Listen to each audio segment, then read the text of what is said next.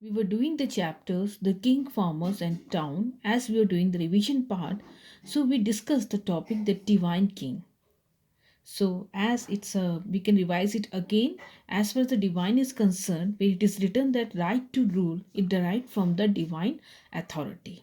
Okay. So here you can see that this authority it is coming from the God. So not subject to the will of the people, and therefore they are not accountable for their action.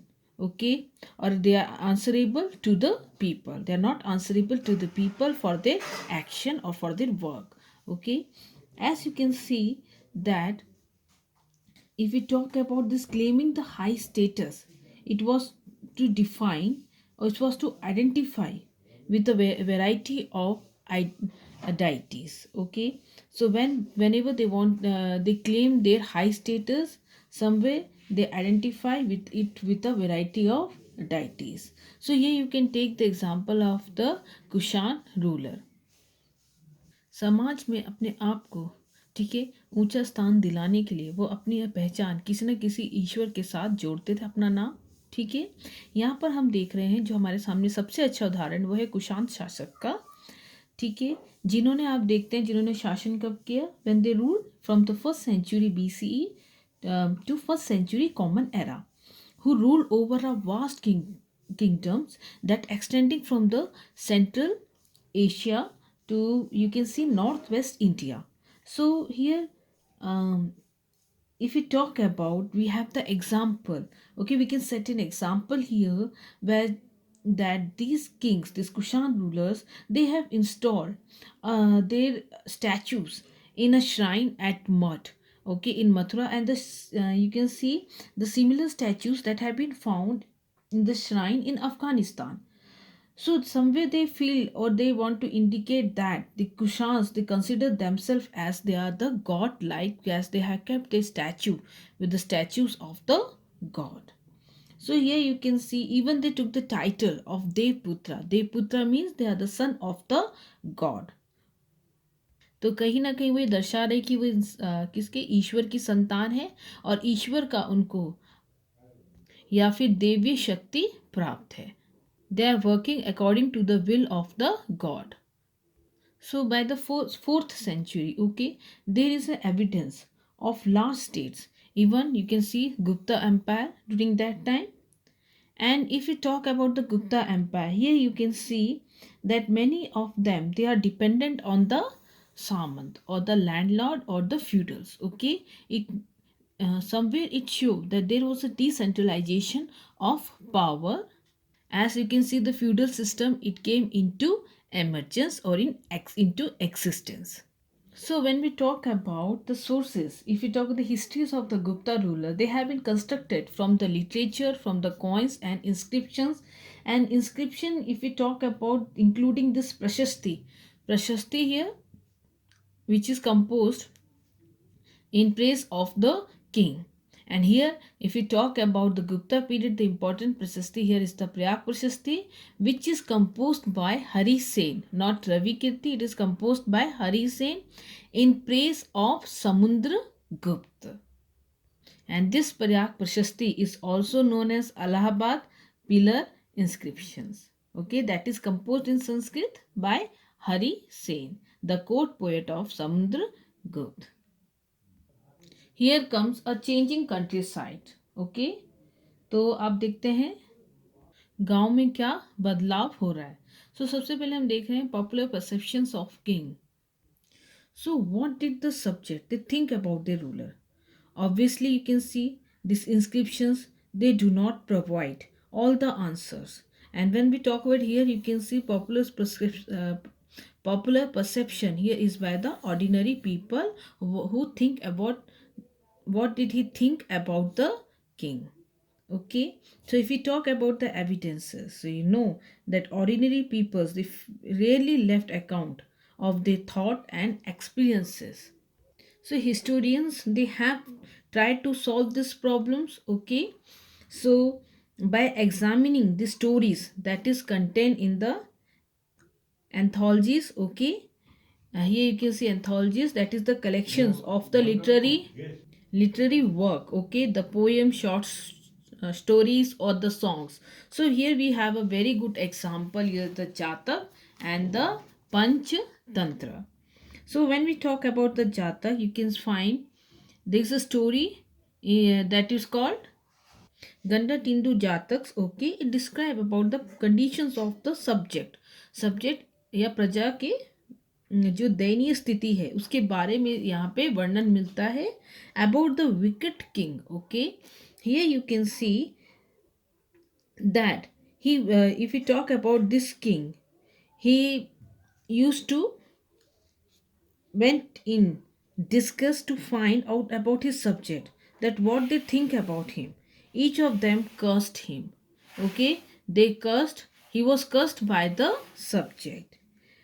So here you can see that for their miseries, they complaining that they were attacked by robbers at night, and you can see at day they were by the tax collectors during the day. Okay, so if we talk about this Chatak, okay, what indicate it indicate about the relationship between the king and his subject, where you can see the king, he was cursed by the subject as he demand heavy taxes on his subjects. And another thing, that it was the responsibility of the king to take care of his subject. But here you can see that the robbers, they were mm, attacked to the village at night.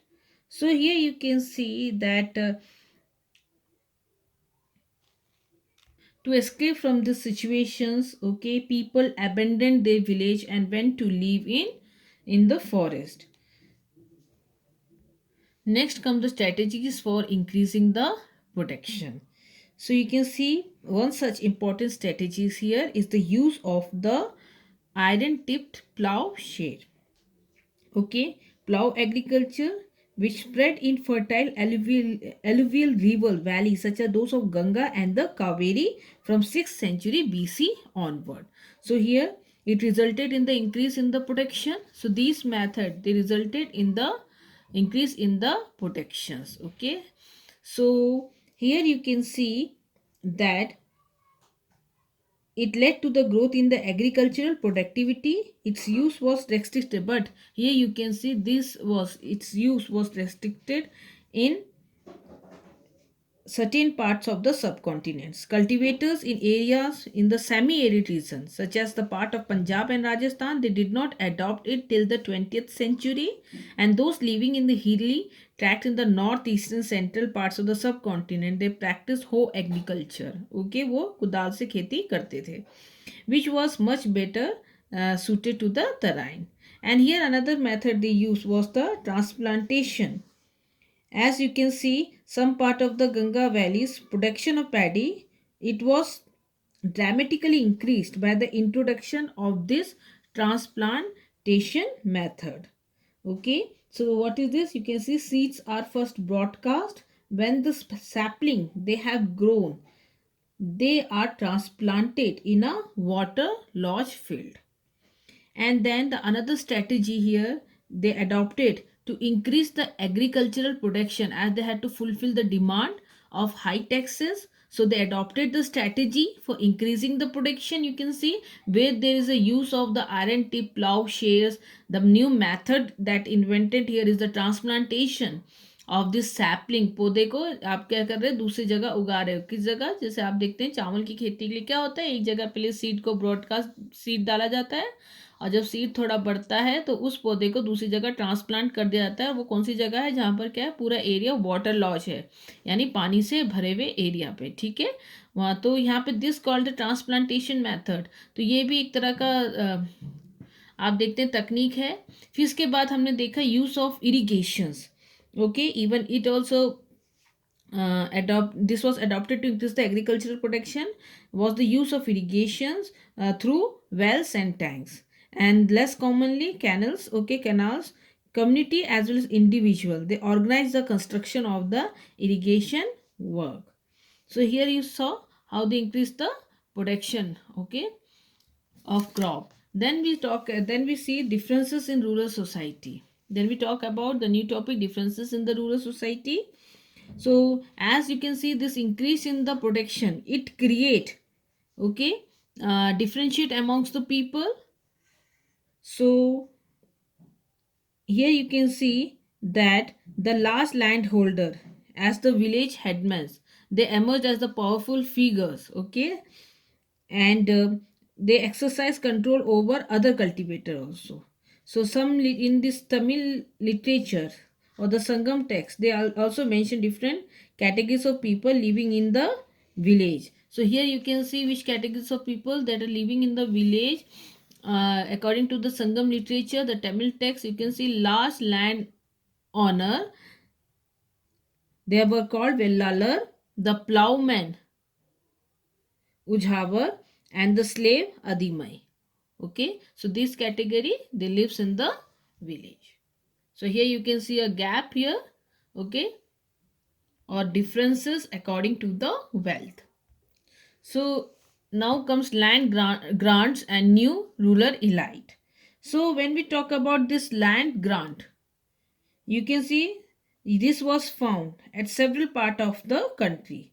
So there was a regional variation, okay, as far the size is concerned. This is concerned, you can see the land that is donated ranging from a small plot to a vast stretches of uncultivable land, and the right, it was given to donee the recipients of the grant. So if we talk, some feel that the land grant were a part of the strategy.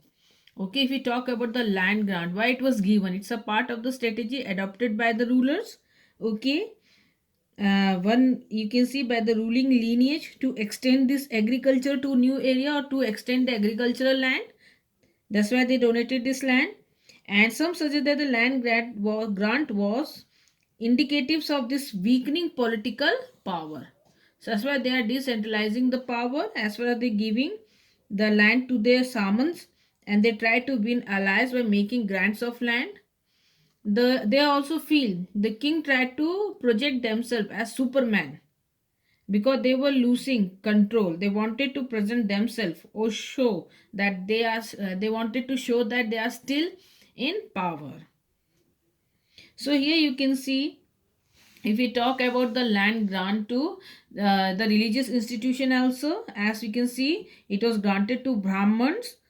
Okay, one example here you can find that in the inscription that Prabhavati had given, she had of Vakatak dynasty, she had given land grant to the Brahman. As we saw in the history also, where women, they were not having the access to land, but as Prabhavati Gupta, she was a king, maybe she was having the access to the land, and that's why she is granting the land to the Brahmins. Then come to the towns and the trades. Okay, so here you can see, when we talk about the 6th century BCE, the urban center that emerged in the several part of the continent. Okay, so many of these urban center of the towns were the capital of the Mahajanpad. As you can take the example here, you can see Patliputra. And if we talk about this town, they were located along the routes of communication. Here you can see Patliputra, it's a riverine route. Then we talk Ujjaini land route, Puha, that is in the coast and it provides sea routes, and then Mathura is the bursting center. As you can see, it was a commercial, cultural, and political activity that took place in Mathura. Okay, so here when we talk about this urban population, so two of them are making the urban population. They live in the towns. One are the elite of the kings, another one is the craft person at that time. So as we talk here, that the kings and the ruling elites, they lived in the fortified cities. Then you can see there was some inscription that found that mentioned that who were living in the town. You can see that it tell us about the people who lived in towns were the washing folks, weavers, scribers, carpenters, potters, goldsmith, blacksmith, officials, religious teachers, merchants, and kings. Sometimes you can see the guilds of the Shainis, okay, the organization of the craft producers. This is the craft producer, craft person. Here you can see the organizers of these craft producers. This craft producer, you can see they are mentioned as well. This guild probably they procured the raw material, okay, then they regulate the production, and later they market the finished good, okay. So here you can see, so these peoples they lived in the town or make the urban population. So next comes the trade in the subcontinent and beyond. So you can see that 6th century BC. So two important routes are here for the important routes for the trade. One is the land, another one is the sea routes. Okay. And when we talk about this land route, you can see here Central Asia, it's go through the land route, and when we talk sea routes, okay, it extending across the Arabia Sea to East and North Africa and West Asia through the Bay of Bengal to the south to the Bay of West Asia. Okay, this much you have to remind from the Arabian Sea. They are traveling to this region, and when we talk about the Bay of Bengal, they travel to Southeast Asia and China. Okay, so they those who travel across these routes include the paddlers, who probably travel to foods, and merchant who travels with cargo of bullock carts and pack animals, and even you can find the sailors who venture were risky but they were highly profitable. So in the Tamil text you can see successful merchants names were given there, as you can see Setis and Satwaha in Prakrit could become enormously rich.